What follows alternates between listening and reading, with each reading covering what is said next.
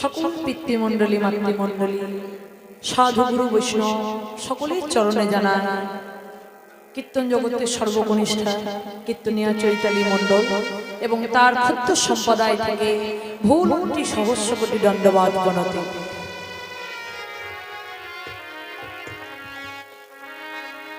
আজ আমরা সকল ভক্তবৃন্দ মিলে রাধা মাধবের সম্মুখে নিতাই গৌরের সম্মুখে আমরা সকলে সমবেত হয়েছি। এই রাত্রিবেলা সন্ধ্যাবেলায় আমরা সমবেত হয়েছি। প্রত্যেকটি কলির জীবে আমাদের বহির্জগতে সবার লক্ষ্য আলাদা হলে আজকার এই স্থানে প্রত্যেকটি ভক্তের একটি মাত্র উপলক্ষ, একটি মাত্র লক্ষ্য, সেটা হচ্ছে ঈশ্বরের ভজনালয়ে এই ভুবন মঙ্গল হরিনাম সংকীর্তনকে আস্বাদন করতে বসা। তবে কলি সকলকে তড়ানোর জন্য পতিত পাবন গৌর হরি নিতাই চাঁদ আমাদের মতো কলিহত পাপী তাপী জীবের জন্য উদ্ধারের জন্য তিনি তার নিজের বাঞ্ছা পূরণের জন্য তিনি এসেছেন। তার আপনার সম্পদ, নিজের সম্পদ লয়ে সেই গোলক ভূমি থেকে এসেছেন আমাদের মতো কলিহত পাপী তাপী জীবের জন্য।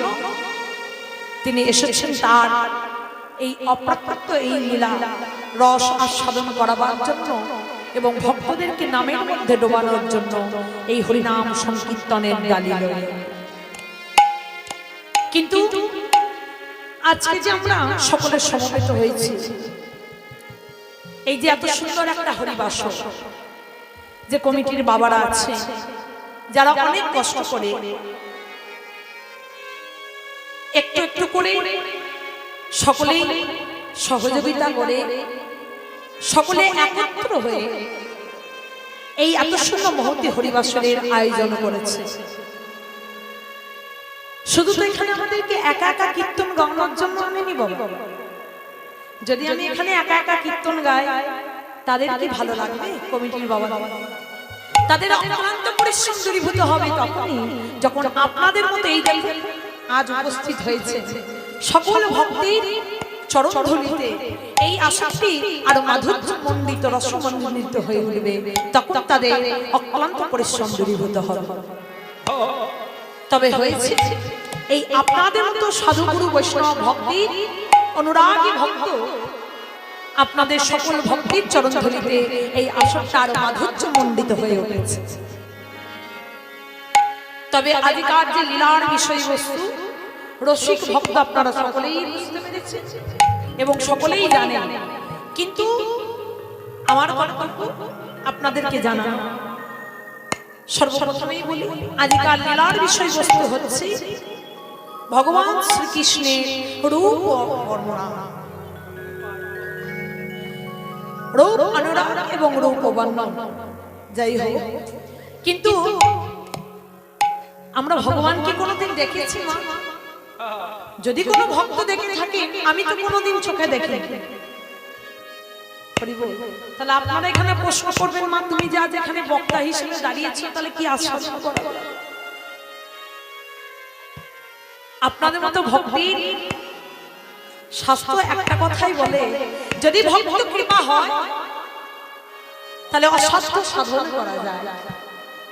আপনাদের মতো অনুরাগী ভক্ত আপনারা সকলেই আমার পিতৃ সম মাতৃ সম, সকলেই যদি আপনারা কৃপা করে আপনাদের চরণ ধরে যদি এই অধমাস ছেড়ে দেন, তাহলে কিঞ্চিতের কিঞ্চিত কণার কণা দুটো কৃষ্ণ কথা হরি কথা আপনাদেরকে আস্বাদন করাবো।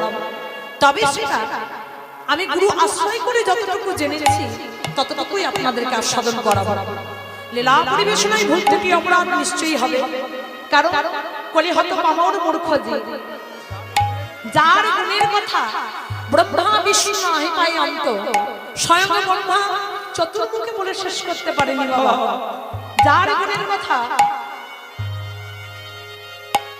মহাদেব পঞ্চমুখে বলে শেষ করতে পারেনি, এবং যার গানের কথা নারদ মুনি সর্বদাই বিনা জানতে বলে শেষ করতে পারেনি, তাহলে আমার মতে এমন কলিহত পামর মূর্খ জীব জ্ঞানহীন ভাবি আপনাদেরকে এক বদনে কত না আমার স্মরণ করাবো।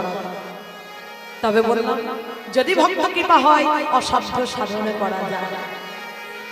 তবে লীলা পরিবেশনায় ভুল ত্রুটি অপরাধ নিশ্চয়ই হবে। নিজ নিজ সন্তান জ্ঞানে কন্যা জ্ঞানে সকলেই যেন ক্ষমা করবে। আর একটি প্রার্থনা করব রাধা মাধবীর চরণে, নিতাই গৌরের চরণে। এই যে এত সুন্দর একটা মহতি হরিবাস, আমি আসি কিংবা না আসি, এই হরিবাসটি যেন এবছরের মতো প্রত্যেক বছর যেন আরো আরো এগিয়ে যায় এবং আরো আরো বেশি করে যেন উচ্চতরে এবং দীর্ঘ আয়ু পায়, এটাই আমরা প্রার্থনা করব। শ্রী গুরু সীতানাথ প্রেমানন্দ।